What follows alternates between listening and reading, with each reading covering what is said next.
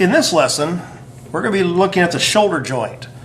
Now, what we want to focus on is how these three bones form one of the most versatile joints of your body. Let's quickly review these three bones first. Remember that this one is the humerus. This S-shaped bone is the clavicle, while this triangular-shaped bone is the scapula. Now, to start with the scapula and the clavicle will fit together this way. This process on the top of the scapula is the acromion process, and this is the acromial end of the collarbone. So they'll fit together something like this. Now, the really interesting part of all this is how the humerus fits in here. This area right here is the glenoid cavity. It's also called the glenoid fossa. Now, the humerus, fits into the glenoid cavity like this.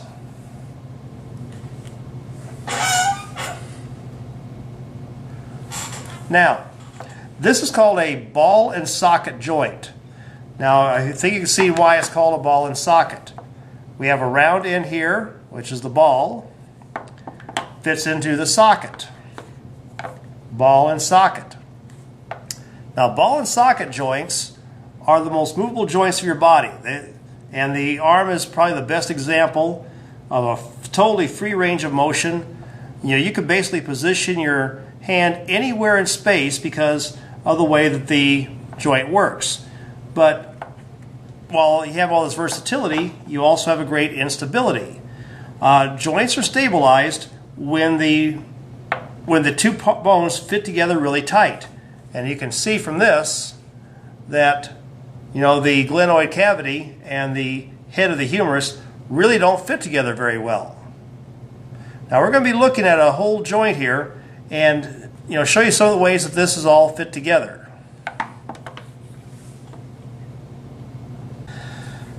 Now, the whole shoulder joint will look something like this. Back view and front view. Here's the acromion process and the acromial end of the clavicle. And every one of these bands here represents ligaments that are binding bone to bone all the way across. Now, I don't know why the model company did this, but this right here coming up is the biceps tendon. It comes up through that groove in the humerus and attaches. And for stability, the bicep muscle is your main stabilizer. So this muscle here, which is attached down at your the distal end here of the muscle is attached to your radius and ulna, works to contract and pull this whole joint back up into the socket, as well as these ligaments. Now, we hear about rotator cuff tears. Rotator cuff tears. The rotator cuff is a group of four muscles that span across from the back like this, and the front and the top to help stabilize the shoulder joint. Those are the supraspinatus, the subscapularis, the infraspinatus, and the teres minor. These are the four muscles that are going to work to do this. So when athletes have a rotator cuff tear from repetitive use, pitchers are real common in baseball and softball to have these kinds of injuries. You're basically having to repair those tendons and through here to hold it all in. Now, you'll have to look closely on the model. But if you look back in here, way back in the spot here, there's a little rim of fibrocartilage.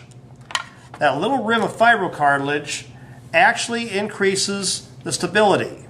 It does it by doing this. Going back to our bone here, the scapula, this rim of cartilage goes all the way around this and builds it up so that the humerus will fit a little further in there. This is called the labium. And labial tears, I've had students here at Ralston that have had labium tears, and I understand they're quite painful, but it is going to interfere with the motion of the joint.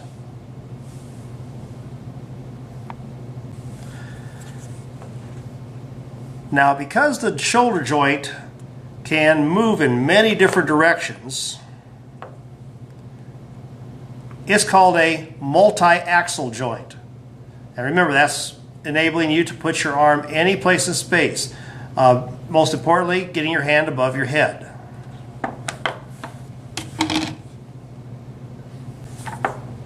One other point about the rotator cuff is, the way most rotator cuff tears occur and why your shoulder is so easily dislocated. The rotator cuff has ligaments, or tendons of the muscles here. They're going to branch across the back side, or the front side here, the back side, and through the top. They lack any kind of ligaments or tendons coming from the bottom. So if you remember in first aid classes, if you're going to try to move somebody out of a dangerous position, they tell you to reach under the armpits, like right here, and pull. Because if you were to try to pull somebody, drag somebody dead weight, just arms hanging over, pulling their arms by their wrists, you'd very easily tear the few ligaments that are down on this underneath side and easily dislocate the shoulder. The shoulder is dislocated quite easily because there's no ligaments or tendons on the inferior surface of the joint.